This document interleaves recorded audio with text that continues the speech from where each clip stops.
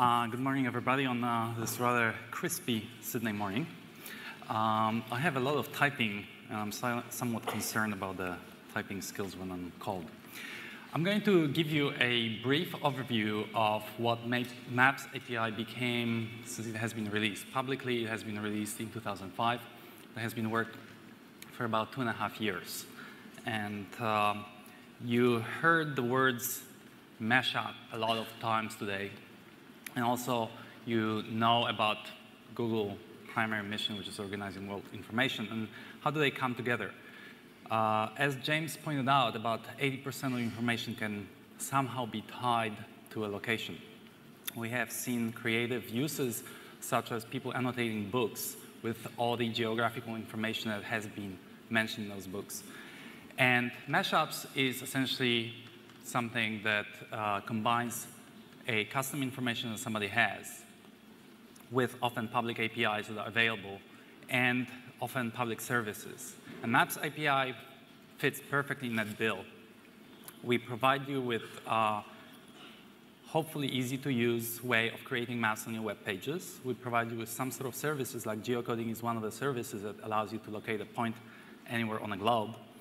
And then people come with their custom information and they build map mashups. What you see on the right-hand side is a very basic script, somewhat a hello world of maps.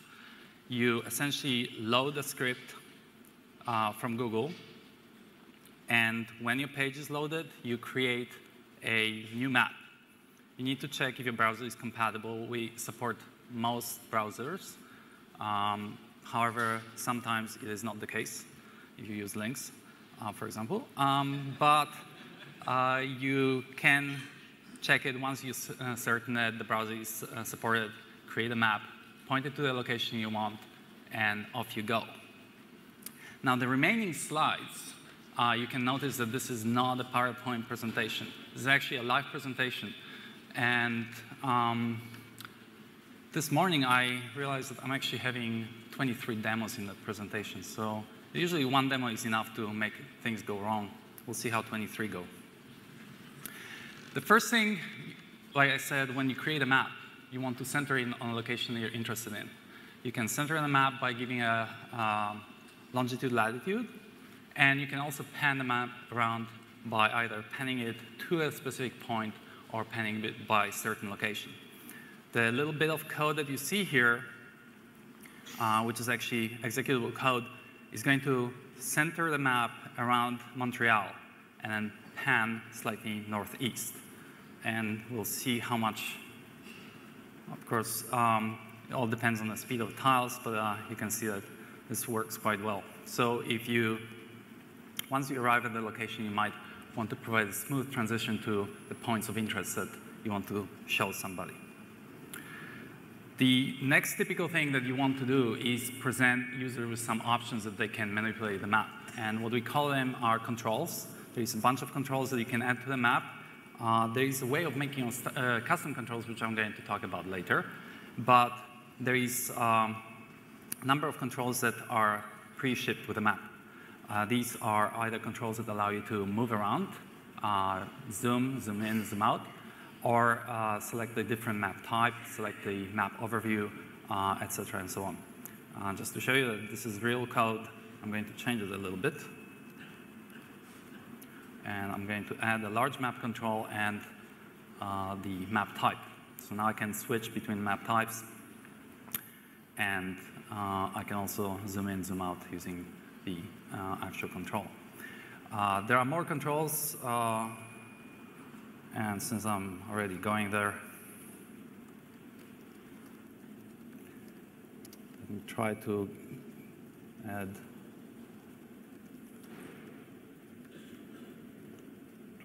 the scale control. And you can see that it appears on the bottom and tells you the scale of the map in kilometers and miles. Like I said, later on I'll show you how to quickly create custom controls. One thing that once you have a map, you want to do is start responding to various user interactions. And we offer you a bunch of events that you can listen to. There are standard events like mouse clicks, mouse moves, etc. And there are also typical events that are typical to maps, where the map starts moving, the map stops moving, etc., and so on.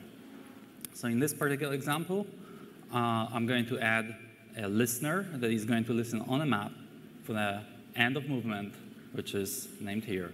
And the listener is added by a function which is going to simply display the center of a map and remove itself. Not very exciting, but this is how it works. And you can add as many listeners as you want, so if I run it twice, I'm going to get 2 notifications that map stopped moving. Zooming out, zooming in is also considered a movement. The moment you want to display some sort of information on the map, butter, is you can use the info window. Info window presents you with the much richer, larger area to display information. You can show any complex HTML inside it. Usually you need to specify the location. The exception is if you show info windows above markers, but let's start with a simple one. Here we're going to center around Sydney and open an info window that points to the current location of Google Australia. Just to show you that you can honestly support any HTML inside it, the infamous blink marker.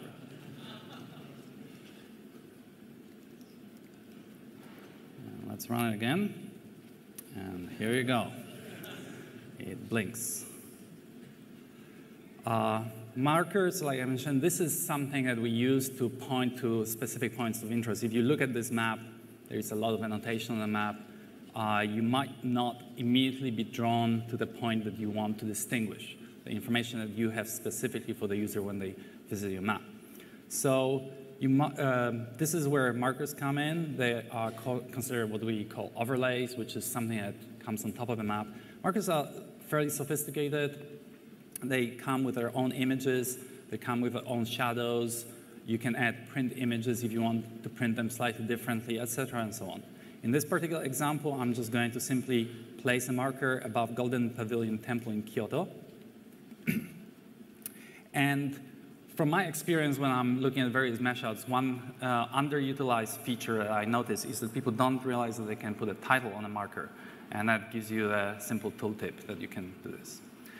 Now, I have seen in the audience one of our team members, Rob, who did a draggable marker. And you can actually do even more with markers. So once you do this, you can drag the marker around. And Rob was kind enough to provide some fun parameters like bounce gravity. And by default, it's about 1. If you, however, give it a much smaller value, marker is going to behave like this. So if you want to if you are making a map of the moon, this is probably a good thing to use. Marker image, like I mentioned, marker is a sophisticated beast. Most of the time, however, you can simply tweak the main image of a marker in order to draw users' attention. And again, this actually came as an experience when we had a customer who was popping info window whenever they were moving a mouse cursor over a text panel to draw attention to what is happening on the map. And I noticed that this is not very efficient. Info window is even more complex than marker. So we added a capability of now changing the images on the fly. In this simple example, all I'm doing is when you move the cursor above the marker will set a yellow image over itself. This actually particular application, this simple change in API, spawned a lot of various crazy demos. So I, as a demo of what can be done with setting a marker, developed a simple Australian clock. And these are markers with the custom images. And from time to time, well, once a second, I change the image on particular marker. Pamela, which is our person who maintains blogs, she did the Whack-A-Molker game. And it's a crazy game where you have these guys coming up. These are actually markers on the map. And on mouse over, they change the facial expression. And when you whack them, they disappear. So you can see that actually a simple API change can be used in a very creative way. And by the way, Pamela said that her score is about 80 markers at 30 seconds, and I never managed to reach this. So she's a quite skilled person with a mouse. Another marker animation, and it came again from somebody who was doing a mashup that was tracking satellite movements. And before we did this, you had to physically remove the marker. You notice that when you place the marker, you give it a location where to edit on the map and add it to the map. And they were actually tracking a satellite movement, and they were doing it over and over again. This is not a very efficient way of doing it. So this prompted us to, again, evolve our API. And we added a simple way of adding a method that changes the location of the marker. So you can do an annoying marker that always escapes.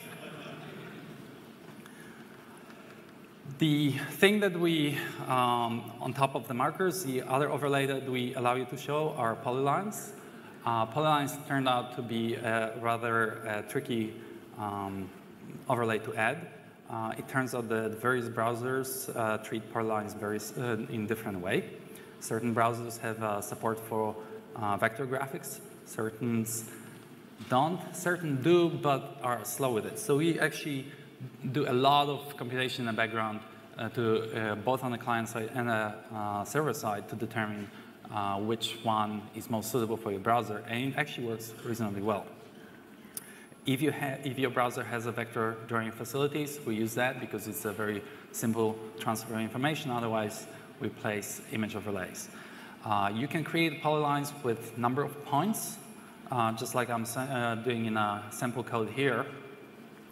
But if you know actually points ahead of time, you probably should use this cryptically looking from encoded. There is a really crazy looking string here, and nobody expects you to do it by hand. There is actually a tool that allows you to create those strings. In this particular way, I'm going to simply draw a polygon that shows some sort of direction in Bangkok, Thailand. The special attention was drawn to click handling. Click handling seems to be one of the more important interactions that users have with maps. And what we did is, while normal event handlers don't receive other information that the event took place, on clicks you receive information where the click took place on a map, plus optionally what object was clicked on. A lot of people ask us when are we going to support clicking on polylines. This is, we are working on it. At the moment, you can do it mostly on markers. So if I, again, the example that you see here is very simple. It essentially adds a click handler to the map and specifies the function that checks if I click on a marker. If I don't click on the marker, that parameter is going to be null and is going to be removed. Sorry, if it's going to be null, I'm going to create another marker to the map. Alternatively, if I click on the marker, if I click on the marker, I remove it from the map. If I don't click on the marker, I add a new marker to the map. And James was showing you a maplet that was allowing you to draw, to measure distances, and it's a similar interaction. This is something, if you want somebody to interact with your map with the help of markers, this is something that you might want to utilize. So this is what the application does. Whenever I click on an empty location, it just places a marker there. Whenever I click on a marker, it removes it. You can imagine that you could also use it to detect that somebody clicked on the marker and update your measurements, etc., and so on. Finally, we have support for showing info windows above the markers. We recommend that you actually use JavaScript closure mechanism. You'll notice something that the code, if you look at the code here, it might not look as obvious to you as C or C++ code. JavaScript allows you to create a function inside the function that retains the context in which the function has been created. So the new marker essentially will create a marker at a given location, and then associate with a marker a click handler that will open an info window with whatever string we passed here. And I'm just visualizing it, centering initially somewhere on India, and showing a marker that displays New Delhi. So this is the result. When I click on the marker, it displays New Delhi. Again, you can do as complex, I'm not going to use the blink again, as complex markup as you want. So you could say population 15 million, run it again, and this comes up. The marker will retain information through property of JavaScript. Whatever context it has been created, this function listener, it will retain that information for the life of the marker. And it's a very useful and powerful operation that JavaScript allows you. We use it quite frequently in our API to create things that are maintain the context throughout the life of the map. Like I mentioned, markers are quite complicated beasts, and they use icons to display themselves. And you can also set your custom icons on a map. In this particular example, I'm just going to specify a tiny red icon rather than a regular icon with a black dot in the middle. In order to do that, you have to give it a specific information. Because just like you notice, I can open an info window above the marker. I have to, for example, tell it where to anchor that info window. I also have to tell it where to anchor the marker itself, because markers can have different shapes. In this particular example, it just says somewhere in the middle at the bottom of the marker. The marker is about 20 pixels high, so we are saying, okay, try to anchor it in the middle. Marker is 12 pixels wide and 20 pixels high. Marker, anchor it in the middle at the bottom. And you actually give it the size of an icon for the marker. So this is what it looks like by default. And it's actually places the marker about somewhere in England. But just to give you the example that you can do some crazy stuff with it again, let me try, not that this is the most attractive picture, but let me try to put my face on it. So I'm going to use myself. I don't have a shadow for myself, so I'm going to remove the shadow. And I made myself about 64 pixels wide. And again, I don't have a shadow. I'm not going to care about anchoring at this point. Just to make it somewhat more entertaining, I'm going to make myself draggable. And let's see what happens. And that's me. And then I can populate England with me. And take over various places in England. They don't know it yet, but I'm already taking over. And now I'm in London. So you can do whatever markers you want. I mean, create your custom, you're not limited to what we ship. Create your custom images, make some crazy stuff, change images when the user interacts with the map to draw their attention, etc. Show creative info windows above it.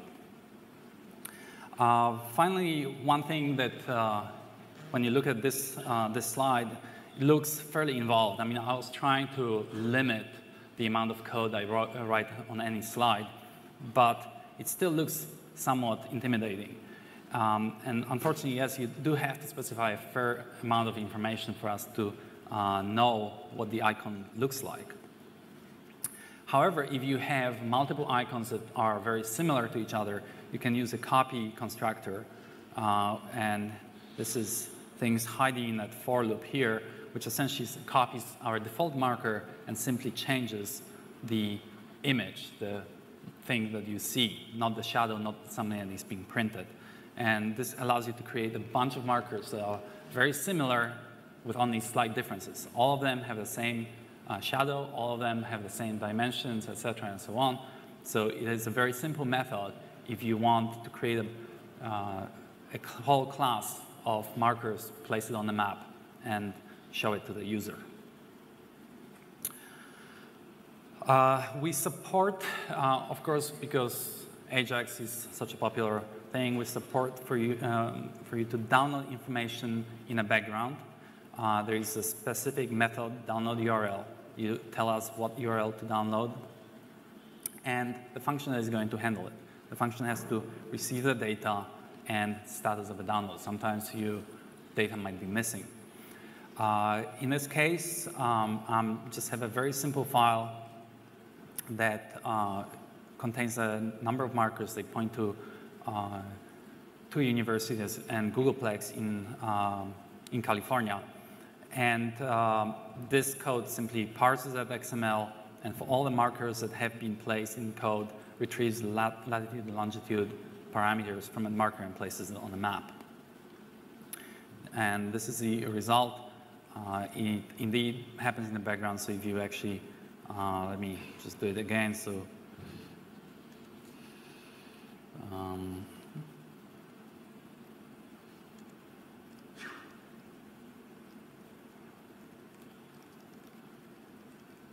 if the map is already located at that position, you'll see that it actually doesn't involve the full trip to the server. So this is a convenient way if you actually have pre-boxed data available on your server and you quickly want to display it, whether after some user interaction or when the user visits the page. This is a convenient way of doing it in the background without causing a full browser refresh.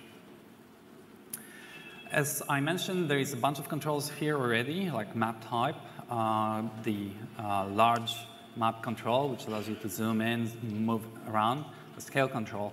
But you can also make your own custom control. The one that I'm making here is not very exciting. But again, I wanted to limit the amount of code I have to write and show it to you. So essentially, this control creates a simple div element that is 200 pixels by 300 pixels wide. Changes the color to be an ivory color, gives it a border, and appends to the default container on the map. Since I actually have to move to the next slide, also the control is polite enough. If I click on it, it removes itself from the map. Again, I'm using the property of JavaScript that if I create a context in terms of local variables, I can reuse those local variables inside it. So this is the weird me thing. I'm just remembering the control itself in a variable me, and then the control will remove itself by passing me to the map. So this is what it looks like. Not very exciting. So let me make it somewhat more entertaining, which is not saying much, actually. So it's going to zoom in before it removes itself. So you can see that you can interact immediately with the map. So when I click on it, the map will zoom in, and the control removes itself. So you can see that you have full access to the Maps API inside the control, and you can, if the map that we ship, the controls that we ship, are not something that is sufficient for your application, feel free to create your own, give them whatever look and feel you want, and inside put the code that will do exactly what you want. About a year ago, this is actually something that I started working on, which is a geocoding project, making geocoding available to developers outside Google.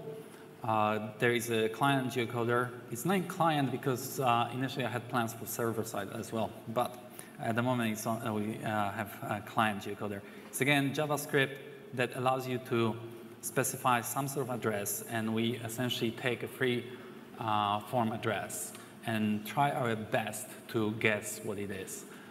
Sometimes we get it wrong, and quite often we get the feedback that we should stop guessing. That feedback has been received, and it is high on my list of things to do. Generally, you give it any address, and it's trying to parse and figure out, just like a human being would look at an address if you give them on a piece of paper, trying to figure out where that point is. And once we locate the point, we call the function that you provided, and we specify the point which corresponds to the address. There is another function called getLocations, which is which gives you much more information. It gives you status, gives you the parsed address in extensible address language format. This essentially gives you feedback how much we understood of the address that you gave us. So in this particular case, this is a very simple use, just picking essentially Eiffel Tower, just to show you that I really found the Eiffel Tower. Here it is. And asking the geocoder to give me the latitude, longitude for that particular point. And when the geocoder finds the point on the map, it calls the function. The point is null if it didn't find anything, so I'm checking if I actually got something back. I clear whatever overlays, markers, lines, etc. I had on it, put the new marker at the location that the geocoder told me, center it, and zoom to the level 17. There are a few things, because I actually watched the geocoding API on the inside part of the Google that I thought I might add, the geocoder don'ts. We have people who repeatedly geocode the same address. So whoever wants to know where Oberola, Germany is, we can tell you. And we get thousands and thousands of requests from the same IP address about the same address. So please don't do this. Actually, this is a bad example of, my code is a bad example of using geocoder. If you have a bunch of addresses, whether they are shown when the user starts the page or whatever, you can geocode them offline and then use the gdownload URL or something like this to show those points on the map. The geocoder should mostly be used if you want some sort of interaction from a user and cannot predict what address is going to be entered.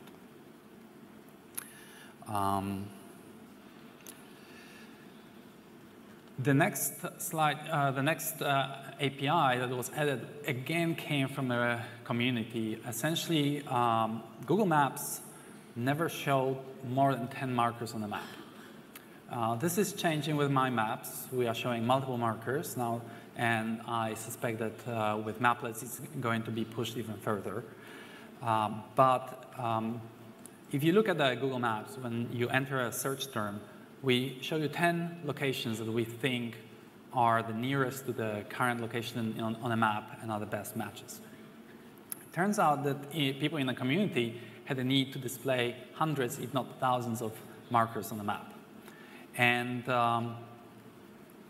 that was not scaling well. Essentially, the map was sluggish. Moving the map around was not very efficient. And we got a lot of complaints about it. So Doug Rickett, developer in Mountain View, with my help, we developed a marker manager, and Pamela Fox opened it. Now it's an open source element of maps, and we are trying to open all these elements, more and more of these elements, so that people not only can use them, but actually can look at the code and can see how we think the maps can be used. The marker manager is a simple beast. It actually realizes that most of the time, if you have hundreds or thousands of markers on the map, you never want to look at them all at the same time. So what you can do is you can add markers at a given zoom level. Say at zoom level 2, I only want to show 2 markers. But once I zoom in more, I want to show 20 additional markers. When I zoom even more, I want to show an additional 100 markers. But at a high zoom level, because those markers are distributed geographically on the map, you will never see all of them at the same time. So again, the marker manager watches for the map move events and removes the markers you no longer see and adds the markers that should be visible. And that speeds up the performance of the map. In this case, I'm going to add about 1,600 markers, and they are added for simplicity at random location in Europe. At zoom level 4, you should see about 20 markers. So essentially it comes from one marker that has been added at zoom level 1, then there are 4 more markers at zoom level 2, and there are 16 more markers at zoom level 4, etc., and so on. So this allows you to, the moment you zoom in, more markers, more information is presented on the map. But since you never see all of them at any point in time, moving the map around remains fairly quick. and the application that you have is quite responsive. So again, at probably now I'm at the zoom level 8. And this zoom level, there's about 700 markers on the map, but you only see a few at a time, and the map is quite responsive. And like I mentioned, this is part of a GMap utility library, part of the components that we are now shipping under open source license and allowing developers to look at the code. One thing that a lot of people are not quite comfortable with or keen on is writing all this JavaScript code. So far, in the remaining 17 slides, I've been showing you gobs and gobs of JavaScript. And what if you have information that is generated once and then doesn't change, doesn't require that much interactivity? This is, for example, the case with US Geological Survey, which displays the location of earthquakes on the planet. Earthquakes are fairly dynamic events. They occur at some point, but once they occurred, they don't change much. So for them, it was convenient to publish KML files that show the location of past earthquakes, and they are annotated with additional information. They also do it using GeoRSS, which is very convenient for newsreaders. So if you have some sort of information that happens periodically and then remains static, choosing GeoRSS or KML to publish that information is a natural choice. And Nigel, who I again saw somewhere, it's sitting over there, he added the GeoXML capability to the map. And essentially, it takes a KML file, a GeoRSS file, and places it on the map. Now, when I was trying to convince my wife to move back to Australia with me, since she was born in California, I told her about amazing restaurants that there are in Sydney. And one thing I did is create a KML showing all those restaurants. So this is actually a site that initially it was on Google Earth, and it's based on an article that was published in the LA Times and then subsequently reprinted in Sydney Morning Herald. And the KML file just sits on Google Pages, on my page, and you can actually go and look at it. But I can now display it on the map. The ability to display it on the map was there for a long time. There is a project called Soprano, which allows you to enter whatever KML file in a search box on maps, and that search box is going to immediately go fetch your KML file and display the markers on the map. However, nowadays, with the help of GeoXML, you can create a mashup that just goes and fetches that display. So these are some of the restaurants that were mentioned in that article that are, well, one of the best restaurants in the world, frankly. Actually, Tetsuya is supposedly the third best restaurant. I don't know what's the difference between first, second, and third, but I'll trust them that there is some sort of difference. The point that actually James was driving at with maplets, where you have a large amount of JavaScript, and he says, don't do this because in maplets it's going to be inefficient. There is another good reason not to do this. First of all, this slows down the browser because it has to run through JavaScript, iterate through all these points that you encoded in JavaScript and put them on a map. But the other much better reason for that is that actually KML is now searchable. So your information is going to be discovered by search engines, and hopefully users will find it useful. There is no way for me to have the information about restaurants easily discoverable if it's encoded in JavaScript. On the other hand, if I put it in KML and annotate it, it has some sort of information inside it, it's going to be discoverable. This KML file, again, this is something that describes Stanford University. I went to Wikipedia, grabbed the first paragraph from Wikipedia, and I can change this, what I was showing here.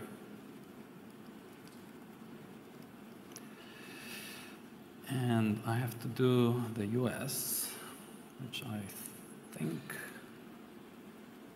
is about that much. And let's zoom out so I actually see the US. And you can see that this immediately displayed that information about Stanford. And furthermore, it also created an info window for me immediately. So this is a very convenient thing.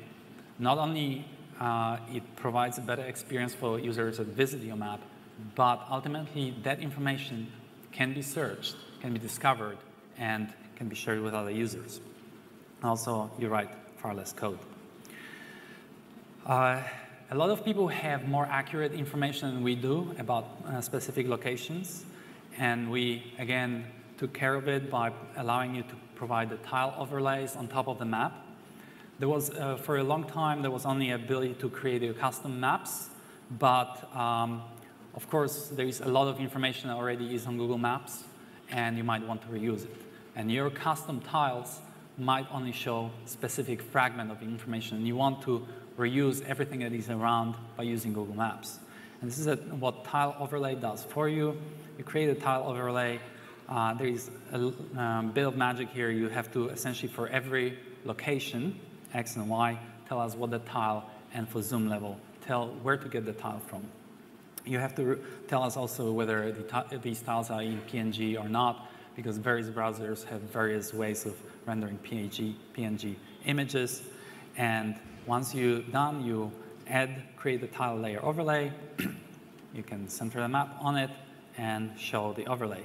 In this particular example, Stanford University has much more accurate information about their campus than we do, but they don't provide information about streets around it.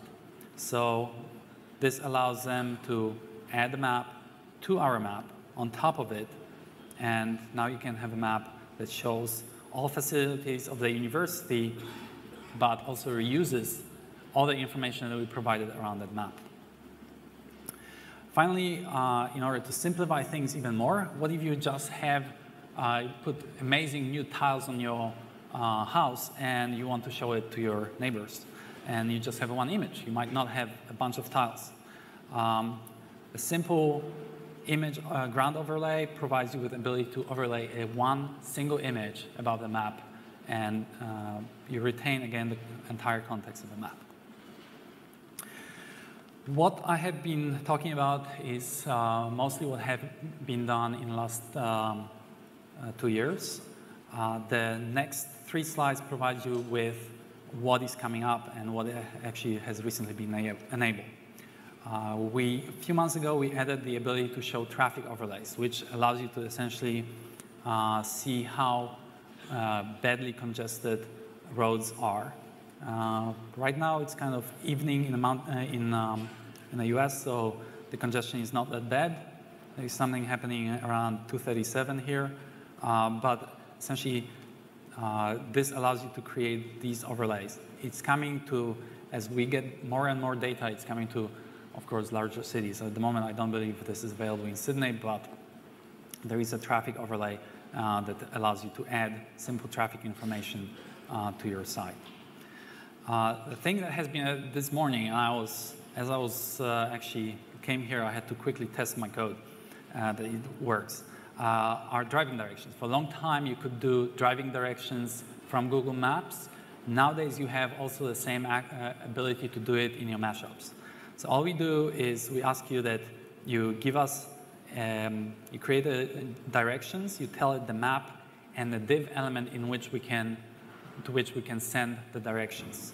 You can also listen for errors, or you can listen when the directions have been loaded, because this is sent to the server tries to resolve these directions and sends back the reply. So you might want to listen whether error or something else occurred. And so this is what happens. This is how it works. And actually, I was pleasantly surprised that it worked for me the first time. And so this is a div element. This is a custom controller that I was showing you previously, which was this might pane, which is not very exciting. But it provides you access with this div element on the side to which the directions can be piped. Just to remove itself on a click. Let me modify it slightly. I need to clear old overlay. And just to show you that these directions will work, somewhat shorter on Peninsula. Clear overlays. And this is the same thing, working with the driving directions.